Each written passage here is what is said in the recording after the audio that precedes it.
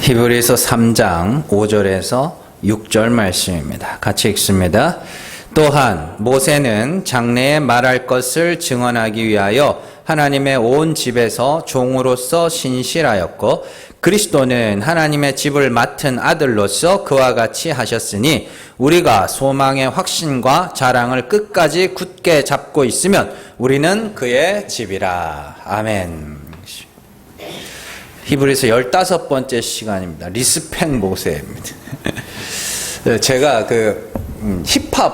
힙합이라는 음악, 랩 하는 사람들 있죠? 그거를, 요즘은 별로 안 듣습니다만 한동안 되게 좋아했었습니다. 왜냐하면은요, 힙합 가사를 이렇게 보면은 참 인간의 밑바닥이 다 드러나 있습니다. 힙합의 가사는 가식이나 뭐 이런 게 없어요. 착한 척, 위선 이런 것 없습니다. 그냥 진짜 인간의 밑바닥을 그대로 드러냅니다. 그래서 힙합 하는 사람들 보면 노래 가사에 욕도 섞여 있고 그러잖아요. 그게 진짜 인간의 밑바닥을 그대로 보여줍니다. 그래서 벌거벗은 인간들의 모습을 그대로 보여주는 가사들이 많기 때문에 그걸 보면서 참 은혜를 받습니다. 은혜를 받습니다. 그래, 이게 인간이지. 너무 착한 척, 위선 떨고, 의로운 척, 거룩한 척, 신실한 척. 교회 생활 오래 하다 보면 그런 것들이 이렇게 자꾸 보이거든요. 근데 사실은 힙합 가사를 들으면, 그래, 이게 인간이지.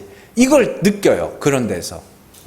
그래서 완전히 인간이 발가벗겨진 모습을 그 노래 가사들에서 보기 때문에 제가 힙합을 한동안 많이 들었었습니다. 요즘엔 잘 안 들어요. 그래서 근데 이제 힙합 하는 사람들 사이에서 자주 사용하는 말이 있는데 리스펙, 영어로 리스펙트라는 단어인데 이게 이제 원래는 존경한다라는 뜻입니다. 원래는 존경한다는 뜻인데 최근에는 상대방의 의견이나 업적 등을 인정해준다 이런 의미로 많이 사용하죠. 사실 오늘날 많은 사람들이 이 리스펙을 상실한 시대에 살아가고 있습니다. 현재에 내가 있기 위해서는 앞선 세대의 희생이 분명히 있었거든요. 그렇잖아요. 앞선 세대가 희생이 있었기 때문에 오늘의 내가 있는 겁니다.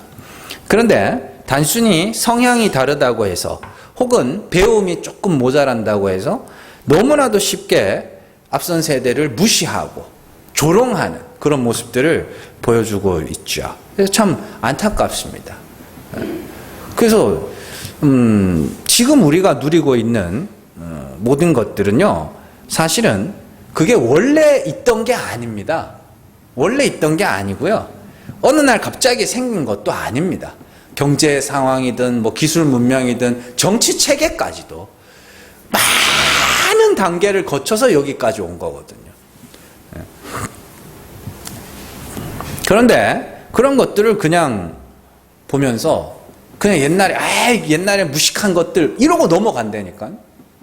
몰라서 저래 이러면서. 진짜 모르는 거는 지금 세대가 진짜 모르는 거죠. 옛날이 어땠는지 전혀 모른다니까. 가장 대표적인 예로 6.25 참전 용사들이나 전후 세대를 대하는 젊은이들의 모습을 보면 이 나라가 얼마나 리스펙이라는 것을 상실해버렸는지 알 수 있죠. 전쟁에 참여하신 어르신들은 전쟁의 참혹함을 경험했고 전후 세대들은 가난이라는 것이 얼마나 무섭고 비참한 건지를 직접 경험했죠. 배고픔이라는 것이 사람을 얼마나 진짜 잔인하게도 만들 수 있는지 경험을 했죠. 사실 가난이라는 건 겪어보지 않으면 모릅니다. 옛날에 먹을 게 없어가지고 나무 껍질을 벗겨 먹었다 그러면 라면 끓여 먹으면 되지 있다고 소리나 하고 요즘에는 라면도 비싸가지고 그러더라고요. 그래서 어떻게든지 전쟁 세대들은 그런 전쟁과 가난을 후손에게 물려주지 않기 위해서 참 밤낮 없이 그렇게 일을 했죠. 그런데 오늘날 젊은 세대들이 너무 쉽게 그런 어른들의 수고와 노력, 그리고 어떻게 해서든지 가난을 물려주고 싶지 않은 그 마음을 이해를 못해요. 이해를 못해요. 또 왜 그렇게 살아야만 했는지도 이해를 못합니다. 그래서 어른들은 충분히 젊은 세대들에게 리스펙 받아야 되고 존경을 받아야 되고 인정을 받아야 되고요. 그들의 어르신들의 수고와 노력에 대해서 감사하는 마음을 갖고 있어야 됩니다. 그 없었으면 지금이 없다니까요. 어느 날 갑자기 이렇게 된 게 아니래요. 하늘에서 뚝 떨어져서 이렇게 된 게 아니잖아요. 뿐만 아니라 사회 질서의 근본을 지탱해주는 사람들에 대한 감사와 존중도 필요하죠. 경찰이라든지 소방관이라든지 공무원이라든지 군인이라든지 교사라든지 의사라든지 이런 사람들, 그 사람들은 그들이 받는 돈보다 더 큰 가치를 우리에게 공급해주고 있습니다. 경찰 월급, 소방관 월급, 그 사람들이 하는 일은 그것보다 더 가치 있는 일, 더 비싼 일이라고. 그렇잖아요. 그 브라질 같은 나라가 어떤 일이 있었냐면 몇 년 전입니다. 아마 국가 부도가 났을 거예요, 그때. 그래가지고 공무원들한테 월급을 못 줬어요. 공무원들한테. 나라가 돈이 너무 빚이 많고 이러니까. 그래 어떤 일이 생겼냐면 경찰들이 파업을 안 해.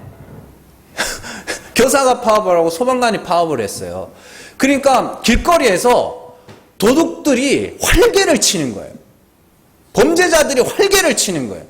어떻게 통제가 안 돼. 불이 났는데 소방관이 없어. 불을 다 탈 때까지 기다리는 거예요. 애들이 학교를 가도 선생님이 없으니까 그냥 길바닥에서 돌아다니는 거예요. 그런 일들이 있었습니다. 그러니까 그런 사람들은 티나게 뭘 하지는 않는데 진짜 기반을 마련하는, 이 사회 질서의 기본을 조성하는 사람들. 그러니까 그 사람들에 대한 존경심도 갖고 있어야 됩니다. 특별히 어떤 집단이든지 비도덕적인 사람은 존재합니다. 비리 경찰, 비리 소방관, 비리 공무원 있잖아요. 어디든지 있습니다. 근데 이 비리를 저지르는 사람들이 그 집단을 대표할 수 없습니다. 세상에는 100%는 없어요. 100% 깨끗한 집단은 없다니까요. 그러니까 예를 들면은 얼마 전에 그런 일이 있었습니다. 사설 구급차 있잖아요. 사설 구급차가 막 사이렌을 켰어요. 사이렌을 켜가지고 삐용삐용 하니까 이제 차들이 다 비켜줬어요. 다 비켜줬는데 이 사설 구급차가 그 사이렌을 켜고 어디 갔냐면 커피숍에 커피숍에 가가지고 커피를 산 거예요. 그렇게. 그러니까 비켜준 차들이 이렇게 혹시나 해가지고 봤더니 커피숍 앞에서 커피 사고 있는 걸 보고는 그거를 이제 고발을 한 거예요. 그러니까 댓글이 어떻게 달리냐면 사설 구급차들 다 잡아야 된다. 이런 소리를 그러면 안 됩니다. 그런 부도덕한 사람들은 진짜 어딜 가나 있다니까요. 근데 그 사람이 전체를 대표할 수 없습니다. 혹 그 사람들이 사이렌을 켜고 속인다 할지라도 비켜줘야 돼요. 참. 어쨌든 이 성경에서도요, 이런 리스펙을 상실한 세대가 하나 나옵니다. 이스라엘 백성들이 출애굽한 이후로 광야 40년 동안 한 세대가 물갈이 됐잖아요. 출애굽한 사람들이 다 죽고, 광야에서 다 죽고, 그래서 그때 이제 광야 세대들만 가나안으로 들어가게 되죠. 자, 가나안에 들어가서 그 새로운 세대들이 정복 전쟁을 치릅니다. 가나안 정복 전쟁은 전적인 하나님의 은혜, 100% 하나님의 은혜로 치루어진 전쟁입니다. 가장 대표적으로 우리가 알고 있는 여리고성 전투나 또 아이성 전투나 또 가나안 연합군들하고 막 전쟁해가지고 해야 멈춰라, 달아 멈춰라 해가지고 막 했던 그런 전쟁이나 다 그 모든 전쟁의 이야기들이 여호와 하나님께서 이기게 하신 전쟁이라는 것을 보여주고 있습니다. 실제로 아이성 전투가 여호수아 안에서는 가나안 전투 중에서 진짜 중요한 전투입니다. 왜냐하면 제일 작은 성이었거든요. 아이성이. 근데 그 작은 성 하나도 이스라엘 백성들은 이길 수가 없었다는 것을 보여요. 그래서 중요한 겁니다. 그 전투가. 우리는 뭐 여리고성 전투, 와, 뭐 소리 지르고 막 이런 거나 신기하지. 아이성 전투의 중요성을 여러분들 알지 못하는데 되게 중요한 겁니다. 거기서 이 작은 성 하나 우리가 어떻게 할 수 없구나를 깨닫고 이스라엘 백성들이 거기서 통곡을 합니다. 그들이 괜히 통곡한 게 아니에요. 30몇 명 죽었다고 통곡한 게 아니에요. 이 작은 성 하나 우리는 어떻게 할 수 없는 자구나. 그게 그들에게 꼭 있어야 됐던 사건이죠. 그래서 그들이 그때부터 뭐 하는 거예요? 하나님이 시키는 대로 하는 거예요. 전쟁. 자기들이 이길 수 없으니까 하나님만 의지하게 되는 것이죠. 자, 이스라엘은 가장 작은 성 하나, 자기 힘으로 차지할 수 없는 약하고 힘없는 민족이었지만 100% 전적인 하나님의 은혜로 그 모든 전쟁을 이기고 가나안을 끝내 정복하게 됐습니다. 그래서 여호수아서 제일 마지막에 가면 여호수아가 죽으면서 뭐라 그래요? 여호와 하나님께서 이기게 하셨다. 하나님께서 이 땅을 우리에게 주셨다. 이렇게 이야기를 합니다. 그런데 가나안을 정복하고 난 이후에 여호와 하나님의 전쟁을 알지 못하는 세대가 일어났는데 성경은 그들을 뭐라 그러면 다른 세대라고 부릅니다. 사사기 2장 10절 말씀 같이 읽습니다. 그 세대의 사람도 다 그 조상들에게로 돌아갔고 그 후에 일어난 다른 세대는 여호와를 알지 못하며 여호와께서 이스라엘을 위하여 행하신 일도 알지 못하였더라. 사사기 3장 1절에서 2절 같이 읽습니다. 여호와께서 가나안의 모든 전쟁들을 알지 못한 이스라엘을 시험하려 하시며 이스라엘 자손의 세대 중에 아직 전쟁을 알지 못하는 자들에게 그것을 가르쳐 알게 하려 하사 남겨두신 이방 민족들은 아멘. 사사기 2장을 잘 보시면 여호와를 알지 못하며 여호와께서 이스라엘을 위하여 행하신 일을 알지 못하는 세대라고 하고 3장에서는 좀 더 구체적으로 가나안의 전쟁을 알지 못하는 세대라고 이야기를 합니다. 자, 여호와의 전쟁은 어떤 전쟁이라 그랬어요? 제가 전적인 하나님의 은혜로 이기게 하신 전쟁이라 그랬죠. 자, 그런 전쟁을 알지 못하는 사람들이 어떻게 하겠어요? 여호와의 전쟁을 알지 못하는 세대들이 어떻게 살아가겠어요? 네? 내가 힘을 가져야 되겠다 그러죠. 우리가 우리나라를 지켜야 된다. 우리가 강해져서 우리가 이 나라를 지켜야 된다. 우리가 이 땅을 지켜야 된다. 그걸 우상숭배라 그래요. 그걸. 나중에 이스라엘 백성들이 그 섬겼던 우상들 있잖아요. 그 어디 나라예요? 그들이 만들었어요? 아니죠. 그 뒤에 보시면 3장 2절 마지막에 이방 민족 나오잖아요. 그 이방 민족들이 섬기던 신들이거든요. 왜 그 신을 섬겼겠어요? 그게 좋아서? 그게 너무 좋아서? 아닙니다. 강하거든요. 그 사람들은 강하거든요. 그런데 우리도 뭐 하고 싶어요? 강하고 싶거든요. 그래서 그 우상을 섬기는 겁니다. 그 우상 숭배의 밑바탕에는 뭐냐면 내가 힘을 갖겠다. 그게 곧 뭐예요? 여호와의 전쟁을 알지 못하는 세대. 그리고 특히 2장에서 보시면은 자, 그 2장 10절에서 우리가 읽은 말씀 보시면 여호와를 알지 못하며 이렇게 나오죠. 여호와를 알지 못했다는 건 그들이 여호와 하나님이 없다 그런 게 아닙니다. 그 하나님이 어떤 분인지를 몰랐다는 소리예요. 그러니 여호와의 전쟁도 알 수가 없는 것이죠. 여호와의 전쟁은 정말 힘없이 하나님만 의지하고 하나님만 바라보는 이스라엘 백성들을 하나님께서 그들을 이끌어 승리하게 하신 전쟁이잖아요. 근데 그걸 모르니까 뭐예요? 내가 힘을 가져야지. 그게 우상숭배예요. 그게 우상숭배의 밑바탕이라고. 바알과 아세라가 뭐 너무 좋아가지고 막 그랬겠냐고요. 내가 지켜야 된다. 우리 집은, 우리나라는 내 힘으로 지키리라. 이게 우상숭배의 밑바탕에 깔린 여호와의 전쟁을 알지 못하는. 그래서 하나님께서 그들에게 여호와 하나님의 전쟁이 어떤 전쟁인지를 가르쳐 주시기 위하여 이방 민족들을 남겨두셨다. 그럼 그 이방 민족들은 그럼 어떤 민족들이겠어요? 이스라엘 백성들 힘으로는 절대로 이기지 못하는 강한 민족들이어야 됩니다. 그래서 하나님이 그들에게 파셨더라, 넘기셨더라 이런 말이 나와요. 팔았더니 어떻게 돼요? 이스라엘 백성들이 찍소리도 못하고 전쟁만 했다 그러면 져. 계속 져요. 뭘 가르쳐 주시려고? 여호와의 전쟁을 가르쳐 주시려고. 어떻게 해요? 거봐, 너희 힘으로는 못 이기지? 그러니까 그들이 억압을 받다가 어떻게 해요? 주의 이름을 부르짖죠. 그러면 하나님이 사사를 세우셔서 그들을 건지심으로 여호와의 전쟁을 가르쳐 주시는 겁니다. 내 백성은 나만 의지해야 돼. 너희가 힘을 가져서 너희의 힘으로 너희를 지키는 게 아니라, 너희의 힘으로 전쟁을 하는 게 아니라, 너희는 나만 봐야 돼. 너희 힘으로는 그 누구도 이길 수 없어. 그게 여호와의 전쟁을 가르치시는 것이죠. 그러니까 이스라엘 백성들이, 그 다른 세대들이 뭘 잃어버렸느냐? 그 하나님의 은혜에 대한 리스펙을 잃어버린 거예요. 그러니까 내가 힘을 가져야 되는 거예요. 근데 사실 이런 비슷한 모습이 우리에게도 나타납니다.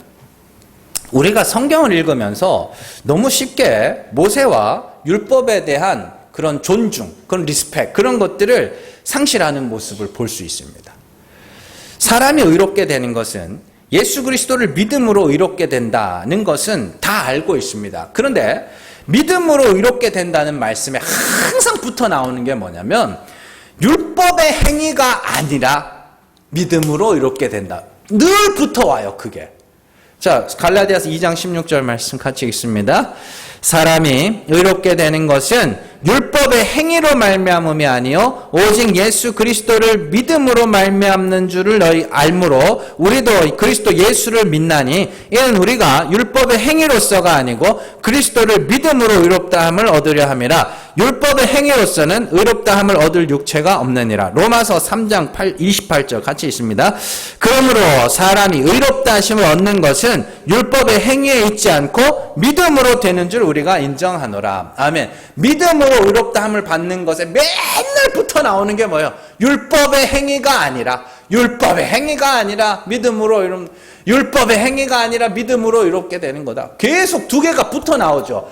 그러니까 어떤 현상이 생기냐면,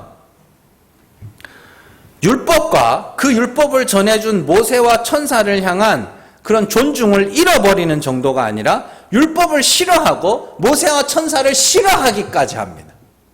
이거 왜 준 거야? 이렇게. 그런데요, 여기서 우리가 한번 생각해 봐야 되는 게, 율법을 우리에게 주신 이가 누구예요? 하나님이죠. 하나님이 천사를 통해, 모세를 통해 우리에게 줬잖아요. 그러면 그 근본이 하나님이죠. 하나님이 율법을 주셨을 거 아닙니까? 그러면 하나님이 왜 주셨어요? 왜 주셨어요? 그걸로는 안 된다는 걸 알라고 준 거예요. 하나님께서 이스라엘 민족에게 여호와의 전쟁을 가르쳐 주시기 위해서 이방 민족들을 왜 남겨뒀어요? 너희 힘으로는 이길 수 없다를 가르쳐 주려고 남겨두신 거죠. 똑같은 겁니다. 율법을 왜 주신 거예요? 너희 힘으로는 의에 이를 수 없다. 그래서 우리는 율법을 뭐 해야 돼요? 잘 지켜봐야 됩니다. 제가 예전에도 한번 금요기도회 때 그런 말씀을 드렸는데, 임금이 삶은 계란을 주고 이걸로 부화시켜 와라 그랬다고 치자고요. 네? 그러면 가만 냅두면 돼요? 아니죠. 이게 부화가 안 된다는 걸 알려면 뭘 해야 돼요? 품어도 보고 닭 밑에도 넣어보고 해야 될 거 아닙니까? 다 해보고 나서 아이고 임금님 이게 부화가 안 되는데요? 그래야 될 거 아닙니까? 그게 정직한 사람이죠. 아무것도 안 해놓고 그냥 가져오면 그건 안 되는 거죠. 율법이 그런 역할을 하는 겁니다. 모든 계명을 다 지켜봐라 주는 겁니다. 근데 해보니까 어때요? 안 돼요. 안 되니까 뭐예요? 아이고 하나님 안 됩니다. 이걸로는 안 됩니다. 불쌍히 여겨주세요. 이렇게 가야 되는 거죠. 갈라디아서 3장 21절에서 22절 말씀 같이 읽습니다.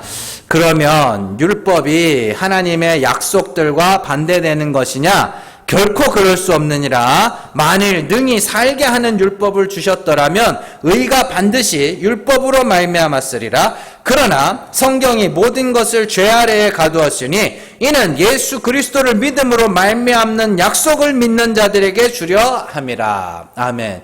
잘 보세요. 율법이 하나님의 약속과 반대되는 것이냐? 하나님의 약속이 뭐예요? 예수 그리스도를 믿음으로 의롭게 된다는 게 하나님의 약속입니다. 그런데 그 약속과 율법이 반대되는 것이냐? 아니다라는 거예요. 능히 살게 하는 율법, 열심히 지켜 모든 계명을 열심히 지켜서 스스로 의에 이르게 하는 율법은 그건 아니라는 거예요. 그건 아닌데 뭐라 그러면 성경이, 이게 22절에 성경이라고 되어 있는데 율법입니다. 율법이 모든 것을 죄 아래에 가두었다. 율법이 없었으면 우리가 심판받을 자라는 것도, 우리가 죄인이라는 것도 알 수 없었어요. 그래서 율법 아래에 있는 자들은 항상 뭐예요? 죄인일 수밖에 없는 겁니다. 그래서 죄 아래에 가두었어요. 왜요? 그 죄로 예수 그리스도를 믿으라고.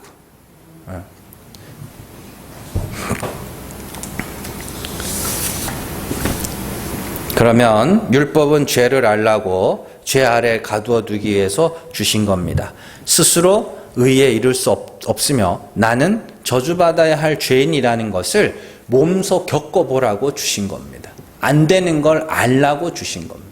그러니까 예전에도 제가 몇 번 했는데, 그러니까 이렇게 쌀 같은 거 있잖아요. 요즘에는 20kg짜리, 뭐 10kg짜리, 20kg짜리 이런 거 많이 팔잖아요. 근데 제가 옛날에 이제 저희 애들 조그만 할 때, 요즘만 할 때 이제, 야, 이거 들어봐. 옮겨, 저쪽에 쌀 옮기는데 그쪽으로 옮겨놔. 그러면은 애들이 막, 지네들이 막 해요.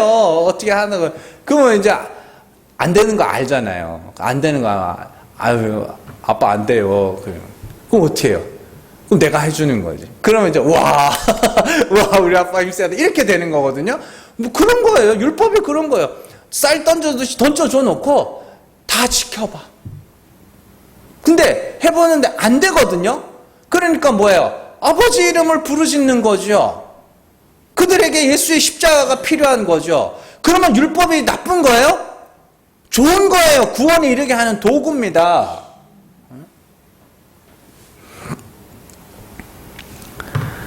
그런 의미에서 율법은 우리를 구원으로 인도하는 아주 중요한 도구입니다. 율법은 거룩하고 선한 것입니다. 그러나 사람들이 율법의 용도를 알지 못하기 때문에 율법의 그 거룩하고 선한 것을 그냥 속되고 악한 것으로 사용하고 있을 뿐이에요. 모르니까.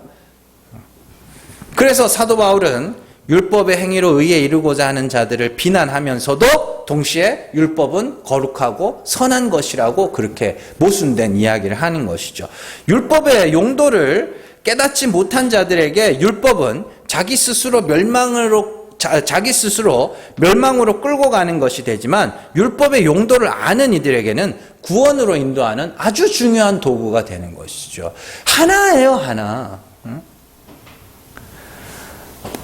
자, 로마서 7장 9절에서 10절 말씀 같이 읽습니다. 전에 율법을 깨닫지 못했을 때에는 내가 살았더니 계명이 이름에 죄는 살아나고 나는 죽었도다. 생명에 이르게 할 그 계명이 내게 대하여 도리어 사망에 이르게 하는 것이 되었도다. 아멘. 10절만 읽으면 율법을 뭐라고 부르냐면 생명에 이르게 할 계명이라고 합니다. 이거 좋은 거 아닙니다. 내가 율법을 깨닫지 못할 때는 율법이 나를 살리는 율법으로 봤다는 거예요. 그래서 9절 말씀을 한번 보세요. 전에 율법을 깨닫지 못했을 때에는 내가 어땠다 그래요? 살았다. 어떻게 살았어요? 율법을 열심히 지켜가면서 난 이만큼 의로운 자구나. 나는 70점이구나. 오늘은 80점이네. 오늘은 85점이네. 이렇게 그게 내가 살아있는 겁니다. 그런데요, 계명이 이름에 이렇게 되는데 율법을 깨달은 후에는 내 안에서 죄가 살아나더라. 그래서 율법으로 말미암아 내가 죽었다.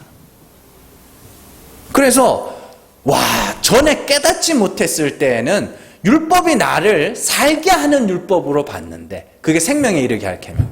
깨닫고 나서 보니까 나를 죽였네. 그게 율법을 깨달은 거예요.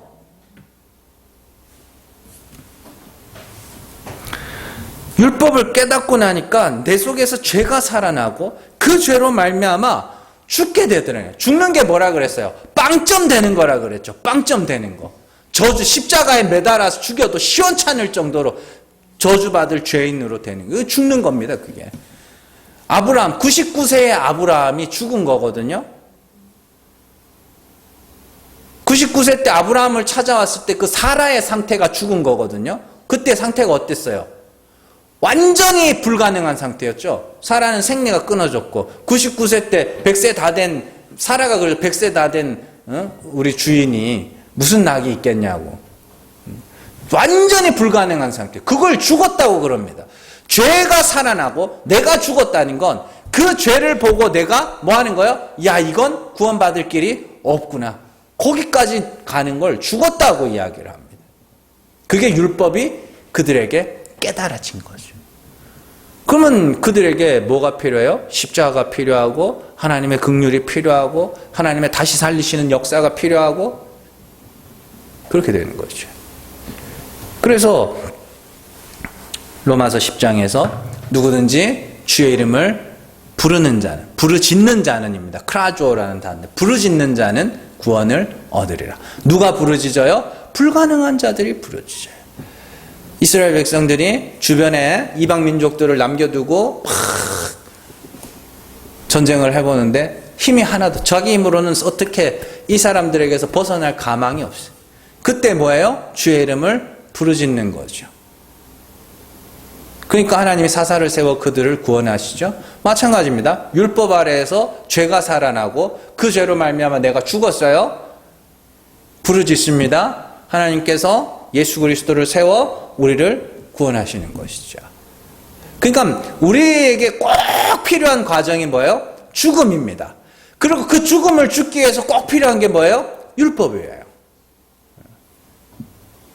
그래서 율법을 우리에게 준 모세와 천사는 주의 이름을 부르짖는 자들에게 있어 그들은 존경의 대상입니다. 고마운 사람들입니다. 그러나 주의 이름을 부르짖지 못하는 자들에게는 수고하고 무거운 짐을 짊어준 자가 되는 것이죠.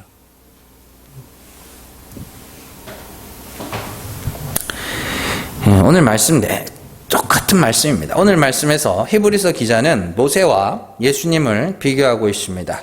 모세를 향해서는 장래에 말할 것을 증언하기 위해서 하나님의 온 집에서 종으로 신실하였다. 충성하였다는 뜻입니다. 종으로 충성하였다.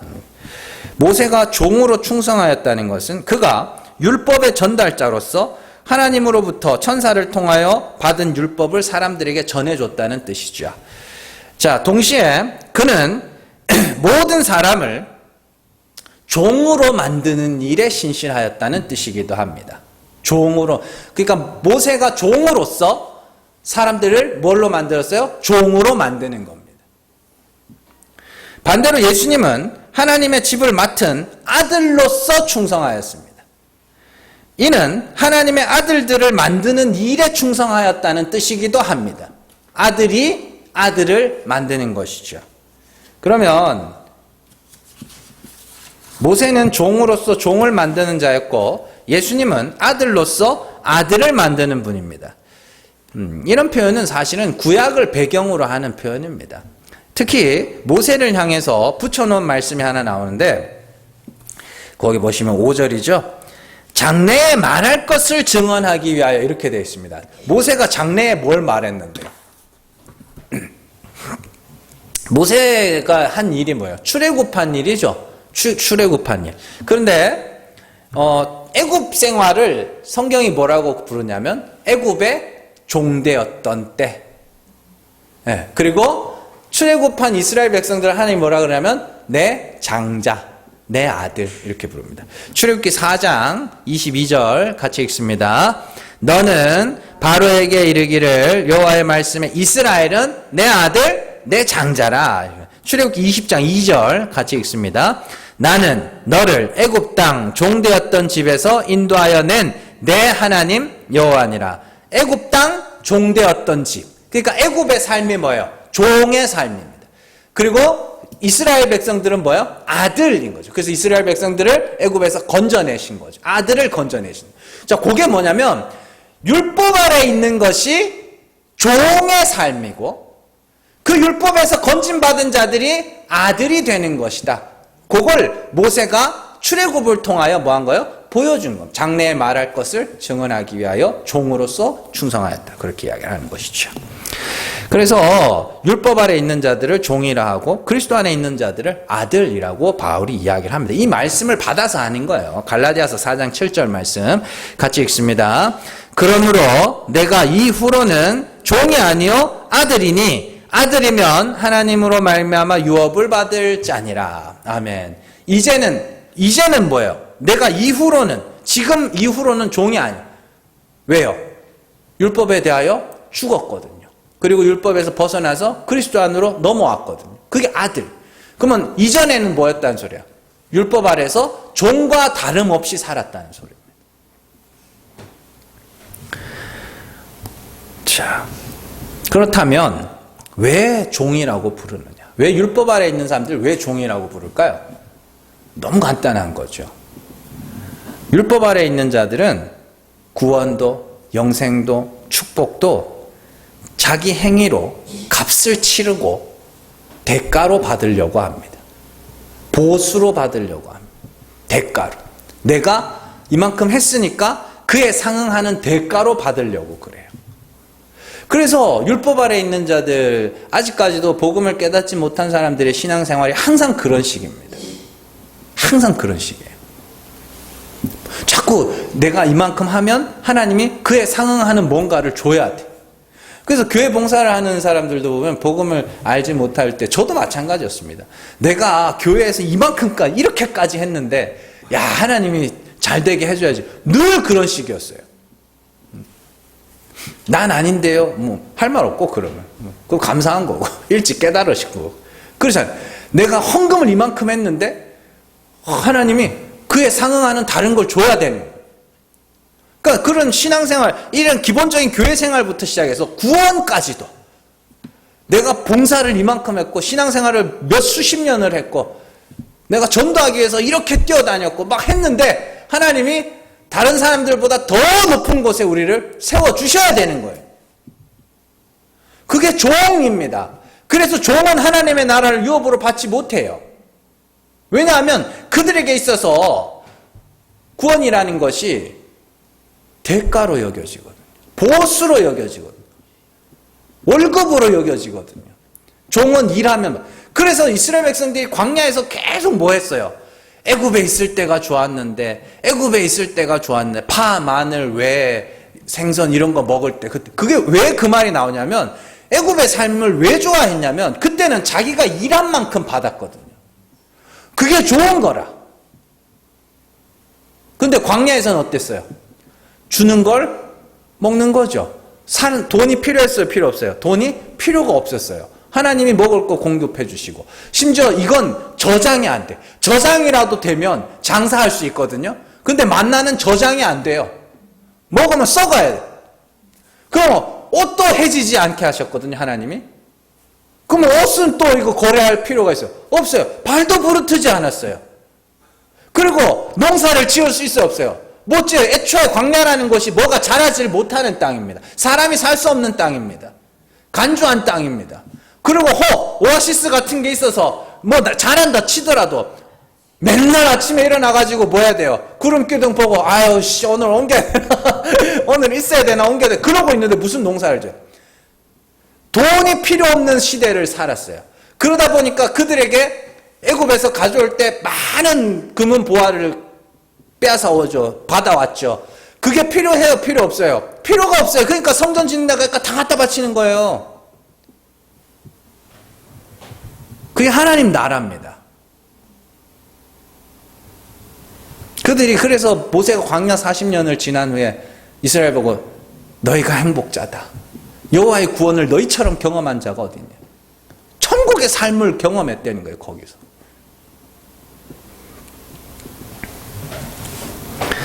그게 아들의 삶이거든요. 근데 아들의 삶으로 들어온 자들이 여전히 종의 삶을 그리워하는 거예요.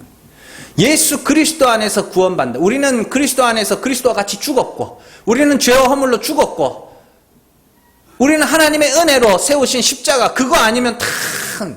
근데 그 인간 안에 있는 육체의 소욕들이 우리의 마음을 자꾸 자극하는, 뭐 하는 거야? 다시 율법 아래 가자. 다시 거기서 내가 네보다 높은 사람이 되고, 내가 네보다 거룩한 사람이 되고, 그게 너무 부러운 거야. 그게 그 삶이.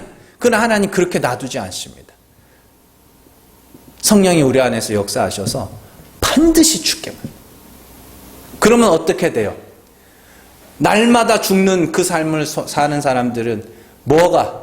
하나님이 다시 살리실 소망만 갖게 되죠. 그걸 6절 말씀에서 이렇게 이야기를 합니다.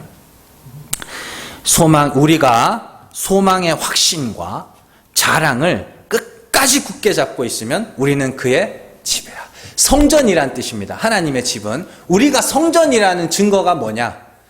소망의 확신을 굳게 잡는 거예요. 소망의 확신이라는 게 뭐냐? 확신이라는 게 뭐냐면 하나님이 죽은 자를 살리시는 하나님이시라는 것을 그리스도를 통하여 알게 됐죠. 그걸 꽉 확신하는 겁니다. 하나님은 다른 하나님 없어. 하나님은 그런 분이야 라는 걸 확신하고, 그 확신 가운데 있으면 어떤 일이 일어나요? 내가 죽어가면서 하나님은 죽은 자를 살리신 하나님이니까 내가 이렇게 죽으면 하나님은 뭐 하시는 거예요? 살리실 거라는 소망. 그러면 자랑할 게 뭐예요? 예수 그리스도의 십자가, 하나님의 은혜. 그래서 그렇게 이야기를 합니다. 우리가 소망의 확신과 자랑을 끝까지 굳게 잡고 있으면 우리가 성전이다.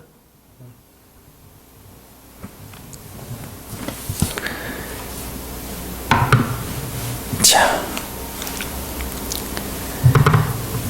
갈라디아서 4장 1절에서 3절 말씀 같이 읽습니다. 내가 또 말하노니 유업을 이을 자가 모든 것의 주인이나 어렸을 동안에는 종과 다름이 없어서 그 아버지가 정한 때까지 후견인과 청지기 아래에 있나니, 이와 같이 우리도 어렸을 때에 이 세상의 초등학문 아래에 있어서 종노릇 하였더니. 아멘.